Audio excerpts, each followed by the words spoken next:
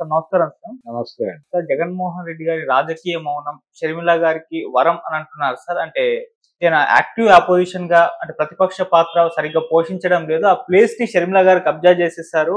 So ఇప్పుడు షర్మిల గారే అసలైన ప్రతిపక్ష పాత్ర పోషిస్తున్నారు. రేపటి రోజు అసలు జగన్మోహన్ రెడ్డి గారు జనాల్లోకి వచ్చే అవకాశం అయితే కనబడట్లేదు. సో ఆ ప్లేస్ ని షర్మిల గారు ఆక్యుపై చేసేసి జనాల్లోకి వెళ్ళేసి కాంగ్రెస్ పార్టీని పోటీలో నిలిపే అవకాశం కనిపిస్తుందని చెప్పేసి ఒక ఆర్టికల్స్ కొన్ని రావడం చూస్తున్నాం సార్. దీన్ని ఏ విధంగా చూడొచ్చు? నిజంగా మరి షర్మిల గారు జగన్మోహన్ రెడ్డి గారి ప్లేస్ ని కబ్జా చేస్తారా? జగన్మోహన్ రెడ్డి ప్లేస్ లో షర్మిలను ప్రతిష్ఠ చేయాలని చంద్రబాబు నాయుడు గారు అనుకోవడం వల్ల ఇలా జరుగుతోంది అని అనుకోవాల్సి వస్తుంది. ఎందుకంటే ఈ వార్తను సర్క్యులేషన్ లో పెడుతోంది తెలుగుదేశం పార్టీకి చెందినటువంటి మీడియా వ్యవస్థల నుంచి ఈ ప్రచారం జరుగుతోంది చాలా స్పష్టంగా. ఎందుకు జరుగుతోంది అంటే వ్యూహాత్మకంగా జగన్మోహన్ రెడ్డిని మాత్రమే కాదు ఆ పార్టీతో ట్రావెల్ అయినటువంటి బ్యూరోక్రాట్స్ మీద కూడా దాడులు జరుగుతున్నాయి. ఆ పార్టీకి అనుకూలంగా అంటే ఆ పార్టీకి అనుకూలంగా అనిపించిన అభిప్రాయాలు ప్రకటించిన వాళ్ళ మీద కూడా కేసులు పెడుతున్నారు. ఇది పరిస్థితి. ఈ పరిస్థితిలో ఈ నిర్బంధ వాతావరణాన్ని ఎలా ఎదుర్కొని ఎలా పార్టీ శ్రేణుల్ని కాపాడుకుని వాళ్ళల్లో మానసిక స్థైర్యాన్ని నింపుకోవాలి అనేటువంటి ఒక వార్లో జగన్మోహన్ రెడ్డి ఉన్నాడు. రెండోది ఆయనకి ఈ అనుభవం లేదు. అంటే ఈ లెవెల్ దాడుల్ని ఎలా ఎదుర్కొని ఎలా ముందుకు నడవాలి అనే దానికి సంబంధించినటువంటి ఒక గైడెన్స్ కానీ లేకపోతే ఒక దిశానిర్దేశం చేసేటువంటి పెద్ద పర్సనాలిటీలు కానీ అక్కడ లేవు. సో ఆ పూట ఏ పూట కాపూట వ్యూహంగా నడుస్తోంది. ఆ గందరగోళం చాలా స్పష్టంగా కనిపిస్తోంది. అంటే నువ్వు చేసిన తప్పుల గురించి ప్రజల ముందు నిజాయితీగా కన్ఫెస్ అయ్యి నా మీద ఈ దాడి జరుగుతోంది ప్రజలారా అని బయటకు వచ్చి మాట్లాడాల్సిన సందర్భం. అది తప్ప మిగిలినవన్నీ మాట్లాడుతున్నాడు జగన్మోహన్ రెడ్డి గారు. అది ఒక రాజకీయ గందరగోళపు చరిత్ర. అయినప్పటికీ ఆంధ్రప్రదేశ్లో ఈ రోజున చాలా స్పష్టంగా 40% పైన ఓట్ బ్యాంక్ ఉన్నటువంటి పార్టీగా వైఎస్ఆర్సీపీకి అసెంబ్లీలో ప్రధాన ప్రతిపక్షం అనేటువంటి హోదా దక్కకపోవచ్చు కానీ అది ప్రధాన ప్రతిపక్షమే. అక్కడ కాంగ్రెస్ పార్టీ అనేటువంటి దుకాణమే లేదు. ఆంధ్రరత్న భవన్ ఖాళీ అయిపోయి చాలా కాలం అయిపోయింది. ఒక విచిత్రమైన అంశం ఏంటంటే ఆంధ్రరత్న భవన్ వెనకాల ఖాళీ స్థలం ఉండేది ఇంతకుముందు. ఆ స్థలాన్ని కూడా కలిపి ఒక పెద్ద భవన నిర్మాణం చేశారు. చేసిన దగ్గర నుంచి ఆ పార్టీ అక్కడ ప్రాభవం కోల్పోవటం మొదలైంది. అదొక విచిత్రమైన సందర్భం. ఇలా ప్రతిపక్షంగా ఎమర్జ్ అయ్యేటువంటి పరిస్థితి ఒక్క సీటు గెలవలేదు కదా. 3వ ఎన్నిక జరిగింది. 2014 ఎన్నికలు జరిగినాయి, 2019 ఎన్నికలు జరిగినాయి, 2024 ఎన్నికలు జరిగినాయి. ఈ ఎన్నికల మధ్యలో అనేక లోకల్ బాడీ ఎలక్షన్స్ జరిగినాయి. ఏ ఒక్క చోట కూడా కాంగ్రెస్ పార్టీ తన అభ్యర్థిని గెలిపించుకున్న చరిత్ర లేదు. ఆఫీస్ బేరర్స్ తో సహా ఇన్ టోటల్ వాషౌట్ అయిపోయి వైఎస్ఆర్సీపీలో చేరిపోయారు. నాకు గుర్తున్నంత వరకు మల్లాది విష్ణు టైంలో రఘువీరారెడ్డి ఆంధ్రరత్న భవన్ లో రెగ్యులర్ గా ఉన్న రోజుల్లో కొంత అక్కడ యాక్టివిటీ కనిపించేది. ఆ తర్వాత ఎప్పుడైతే రఘువీరారెడ్డి ఇనాక్టివ్ అయిపోయి మల్లాది విష్ణు వైఎస్ఆర్సీపీలో చేరిపోయాడో అది తాళం పడింది. శుంకర పద్మశ్రీ గారు కొంత రోజు కనీసం ఆఫీస్ తీసి ఎవరికైనా వస్తే మాట్లాడేటువంటి ఒక రిసెప్షన్ గా ఆవిడ యాక్టివిటీ నడిచింది. ఇప్పుడు ఆవిడ్ని పక్కకి నెట్టేసి షర్మిల గారి పరిస్థితి కూడా అదే.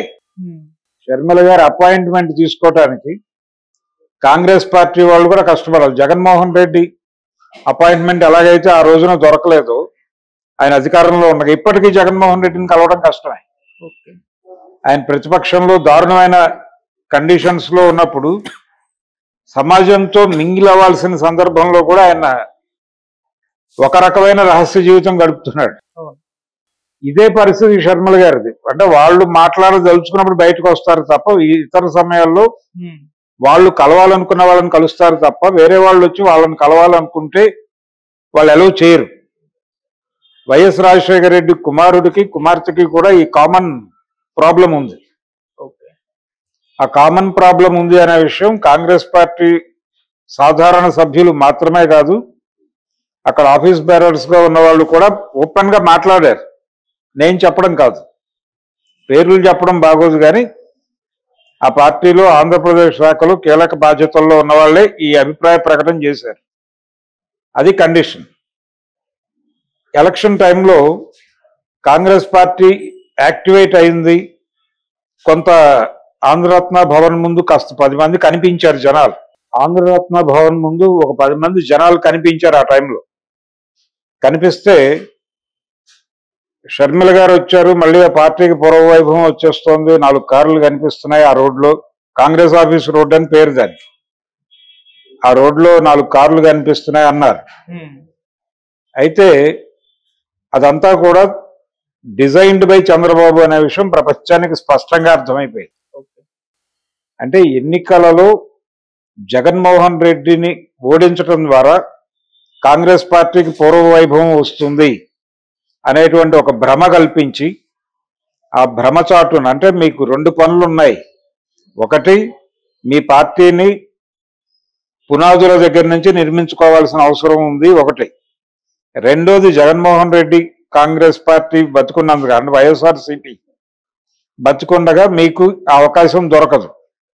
కాబట్టి దాన్ని రాజకీయ యవనిక నుంచి తొలగించుట అనే కార్యక్రమం మనందరం కలిసి చేద్దాం.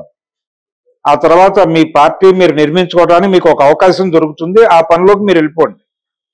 తద్వారా కాంగ్రెస్ పార్టీ తిరిగి జవసత్వాలతో తొణికెసలాడుతూ ఊవెత్తున లేస్తుంది అనేటువంటి ఒక భ్రమ కల్పించి, ఆ భ్రమ చాటున తన ప్రత్యర్థి అయినటువంటి జగన్మోహన్ రెడ్డి మీద బురద జల్లించాడు. కుటుంబం నుంచి ఈ డిజైన్ చేసింది చంద్రబాబు నాయుడు గారు. ఆంధ్రప్రదేశ్ లో 2 కంపార్ట్మెంట్ల ట్రైన్.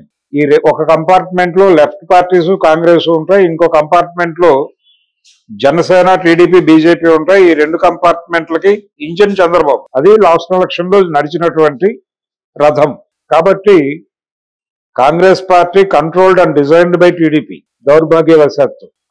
అందులో భాగంగానే ఈ వార్తలు పుట్టిస్తున్నారు. షర్మిల గారు రైజ్ అవుతున్నారు, జగన్మోహన్ రెడ్డి పూర్తి స్థాయిలో పక్కకి వెళ్ళిపోతున్నాడు, కాంగ్రెస్ పార్టీ వైఎస్ఆర్సీపీ ప్లేస్ ని తిరిగి అక్వైర్ చేయబోతోంది, కాంకర్ చేయబోతోంది, మాటలన్నీ మాట్లాడుతున్నారు.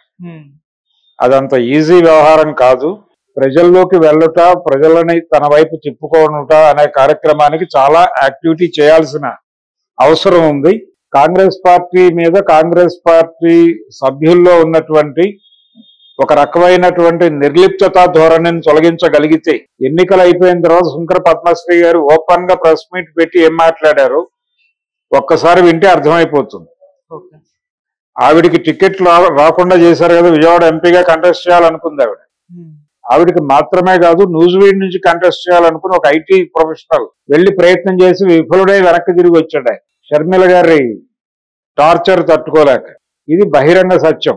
ఆయన మీడియా ముందుకు వచ్చి మాట్లాడాడు, నేను చెప్పడం కాదు. ఇది కండిషన్. ఈ కండిషన్ లో